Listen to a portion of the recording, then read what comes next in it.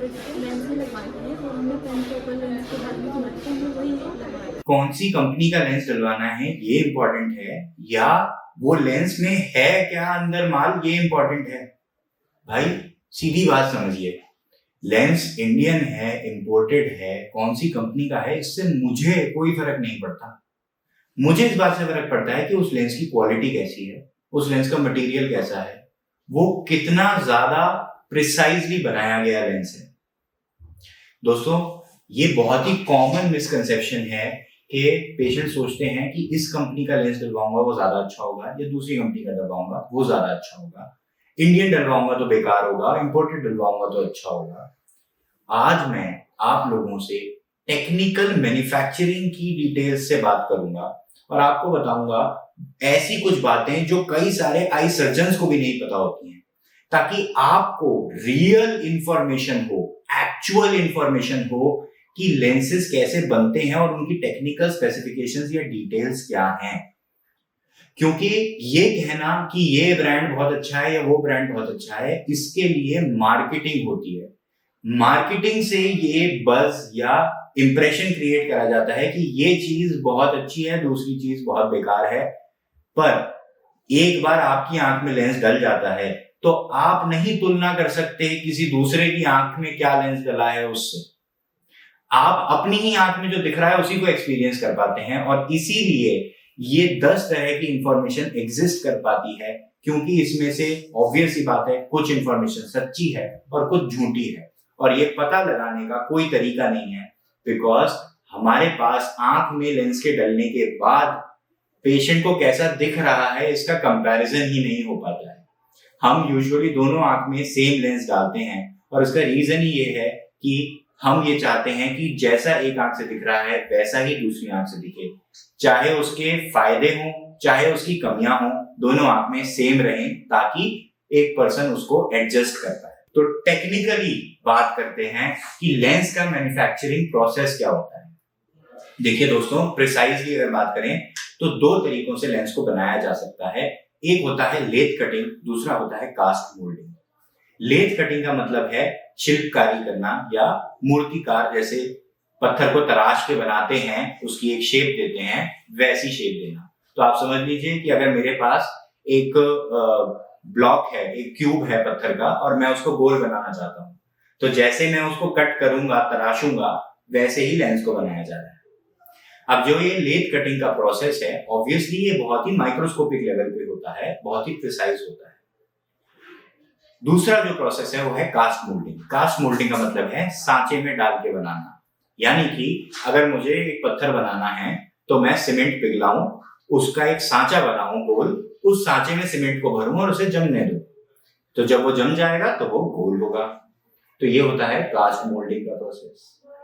अब हम इन दोनों के डिफरेंसेस के बारे में बात करते हैं। देखिए, लेथ कटिंग का जो प्रोसेस है उसकी कुछ कमियां हैं जो कि कास्ट मोल्डिंग प्रोसेस में एडवांटेजेस हैं। लेथ कटिंग में हर लेंस लेथ नया काटता है, यानी कि हर बार वो मशीन चलेगी, वो एक शेप काटेगी लेंस की। तो अगर मुझे 100 लेंसेज बनाने हैं एग्जैक्ट सेम, तो वो कभी भी एग्जैक्ट सेम नहीं बनेंगे, क्योंकि हर मशीन की वर्किंग की एक टॉलरेंस होती है, यानी कि कुछ माइक्रॉन्स ऊपर और नीचे वो हो सकती है, ये उसका एरर है, उसका इनबिल्ट प्रिसीजन है। वो प्रिसीजन 100% नहीं हो सकता। कोई खराब क्वालिटी की मशीन में वो 90% होगा, बहुत अच्छी क्वालिटी की मशीन में वो 99.5% होगा, लेकिन 100% किसी में नहीं हो सकता। तो इसलिए लेथ कट लेंसेज हमेशा एक से दूसरे में, यानी पर पीस थोड़ा बहुत वेरिएशन रखते हैं, जबकि कास्ट मोल्डेड लेंस अगर सेम कास्ट से हम बना रहे हैं तो 100 लेंसेज सेम बनेंगे बिल्कुल। रीजन, क्योंकि उसका जो कास्ट है वो लेजर कट मेटल्स से बनाया जाता है, जो भी कंप्लीटली प्रिसाइज होता है। अब उस कास्ट के अंदर हम जितनी भी बार लेंस बनाएंगे वो सेम ही बन के निकलेगा। दूसरी बात, कास्ट मोल्डेड लेंसेज थिनर होते हैं, लेथ कट लेंसेज थोड़े मोटे होते हैं। क्यों मोटे होते हैं? क्योंकि लेथ कटिंग का जो प्रोसेस है उसमें हीट जनरेट होती है, और हीट से जो बायो मटेरियल है वो क्रैक हो सकता है। तो एक्चुअली इस मटेरियल को ठंडा रखने के लिए पीछे से ठंडक देते हैं और ऊपर से लेथ आती है, जिससे कि तराशा जाता है। तो ये जो तराशना और ठंडा करने का एक साथ प्रोसेस चलता है, इसके वजह से मटेरियल के क्रैक हो जाने का रिस्क होता है, जिसकी वजह से लेथ कट मटेरियल का लेंस हमेशा थोड़ा मोटा होता है, वो उतना पतला नहीं बनाया जा सकता जैसा कास्ट मोल्डेड लेंस बनाया जा सकता है। अगली बात आती है पॉलिशिंग का प्रोसेस। दोस्तों, लेथ कट जो लेंसेज होते हैं उसमें फाइनल प्रोसेसिंग में, मतलब मैन्युफैक्चरिंग के प्रोसेस में फिनिशिंग देने के लिए एक पॉलिशिंग का स्टेप ऐड हो जाता है जो कास्ट मोल्डिंग में नहीं होता। ये पॉलिशिंग के काफी डिसएडवांटेजेस हैं जहां तक आंख के लेंसेज की बात है। सबसे पहला डिसएडवांटेज, ये सारे ही शेप्स के एजेस को ब्लंट कर देता है, यानी कि जहां पे भी शार्प एजेस हैं ये उनको गोल कर देता है। इस वजह से जो एडवांस्ड मोनोफोकल्स या जो मल्टीफोकल लेंसेज हैं, यानी कि जो चश्मे पे निर्भरता कम करने वाले लेंसेज होते हैं जैसे कि ईडॉफ्स, ट्राइफोकल्स, पैनफोकल, ये सारे लेंसेज की जो ऑप्टिक है और ऑप्टिक की वजह से जो परफॉर्मेंस है वो सब ब्लंट हो जाती है, यानी कि जितनी वो अच्छी हो सकती थी उतनी अच्छी नहीं बचती पॉलिशिंग के बाद, क्योंकि जो इन लेंसेज के डिजाइन है अगर आप उनको देखें तो उनमें कुछ शार्प एजेस होते हैं जो अगर शार्प ही रहें तो ज्यादा प्रिसाइज रिजल्ट मिलेगा, बट पॉलिशिंग की वजह से ये थोड़े ब्लंट हो जाते हैं, जिसकी वजह से थोड़ा सा लेंस की परफॉर्मेंस कम होती है।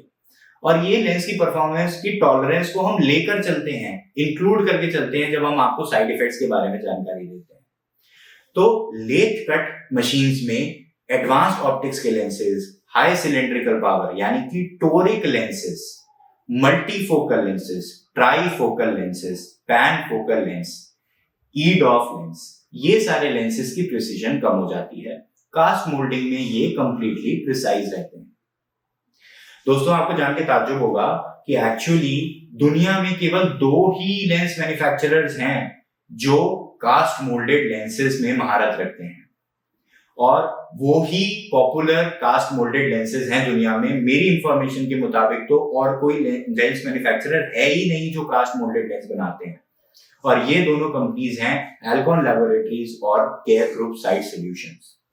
एल्कॉन लैबोरेटरीज एक मल्टीनेशनल, यूएस मल्टीनेशनल है, और केयर ग्रुप साइट सॉल्यूशंस एक इंडियन मल्टीनेशनल है। ये दोनों ही कंपनीज दोनों मिला के दुनिया के सबसे बड़े लेंस मैन्युफैक्चरर्स हैं। अगर नंबर ऑफ लेंसेज की बात करी जाए तो ये नंबर 1 और नंबर 2 पर आते हैं in terms of number of lenses made per year. और इसीलिए दोस्तों, मैं हमेशा ये बात करता हूं कि इंपोर्टेड और इंडियन की इंपॉर्टेंस नहीं है, इंपॉर्टेंस इस बात की है कि लेंस बनाया कैसे जा रहा है, उसकी टेक्निकल डिटेल्स क्या है। एक और चीज जो लेंस में इंपॉर्टेंट होती है वो होता है उसका बायो मटेरियल। बायो मटेरियल यानी कि लेंस किस मटेरियल का बना है, उसके बारे में हम फर्दर डिटेल में बात करेंगे अपने नेक्स्ट वीडियो में। बट मैं आप लोगों को सजेस्ट करूंगा कि अगर आप अपने लिए जानकारी लेना चाहते हैं तो बायो मटेरियल की एक प्रॉब्लम होती है जिसको कहते हैं ग्लिसनिंग, और ये ग्लिसनिंग एक्रीसॉफ्ट मटेरियल जो एल्कॉन लैबोरेटरीज का पुराना मटेरियल था उसमें देखी जाती थी। ये कास्ट मोल्डिंग का इकलौता ड्रॉबैक है जो एल्कॉन के मटेरियल में मिलता था, लेकिन केयर ग्रुप के मटेरियल में ये नहीं होता। और एल्कॉन भी एक नया मटेरियल लेके आया जिसको कहते हैं क्लैरियन, उसमें भी ये प्रॉब्लम को एड्रेस किया गया है, जो अभी रिसेंटली कुछ साल पहले, 2-3 साल पहले ही स्टार्ट हुआ है। तो आशा करता हूं कि आप लोगों को कुछ इंफॉर्मेशन मिली टेक्निकल डिटेल्स के बारे में। भूल जाइए ये बात कि कौन सा इंडिया में बना है, कौन सा बाहर बना है, कौन सी कंपनी ने बनाया है, क्योंकि आज की तारीख में बांग्लादेश में भी लेंस बन सकता है, श्रीलंका, पाकिस्तान, चाइना में भी बन सकता है, जापान में भी बनता है, यूरोप में भी बनता है, रशिया में भी बनता है और अमेरिका में भी बनता है। और इन सब से अच्छे या एटलीस्ट इनसे बिल्कुल नेक टू नेक टक्कर रखने वाले लेंसेज इंडिया में बनते हैं। तो दोस्तों, हमारी मैन्युफैक्चरिंग कैपेबिलिटीज, हमारे देश की मैन्युफैक्चरिंग कैपेबिलिटीज अब बहुत ज्यादा एडवांस हो चुकी हैं। चाहे वो ऑपरेशन सिंदूर के एयर डिफेंस सिस्टम्स हो, चाहे वो चंद्रयान हो, चाहे वैक्सीन हो, इंडिया अब एक्चुअली मैन्युफैक्चरिंग में बहुत आगे है। तो इसलिए ये जो पुराना माइंडसेट है, आज से कुछ 20, 25, 30 साल पहले पुराना माइंडसेट है, इसको हम त्याग दें। एक्चुअली हम टेक्निकल चीजों पे बात करें और सही चुने अपने लिए, रादर देन कि हम मार्केटिंग गिमिक्स या जो कॉमर्शियल इंफॉर्मेशन है उसके ऊपर जाएं। आशा करता हूं कि आपको ये वीडियो समझ में आया। मेरे साथ बने रहिएगा। हम नेक्स्ट वीडियो में बात करेंगे बायो मटेरियल्स के बारे में और उनके क्या क्या स्पेसिफिकेशंस होते हैं। Thank you.